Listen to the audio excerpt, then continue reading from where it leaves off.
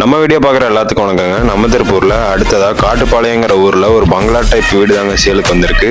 நம்ம வீடு பார்த்தீங்கன்னா மேக்கப் பார்த்து ரோடு ஃபேஸிங்கில் அமைஞ்சிருக்குங்க. கீழே பார்த்தீங்கன்னா அட்டாச் பாத்ரூமோட 1 BHK வீடு 2 போர்ஷன் இருக்குங்க. கீழே இருக்க 2 வீடுமே தெற்க பார்த்து ஃபேஸிங்கில் இருக்குங்க.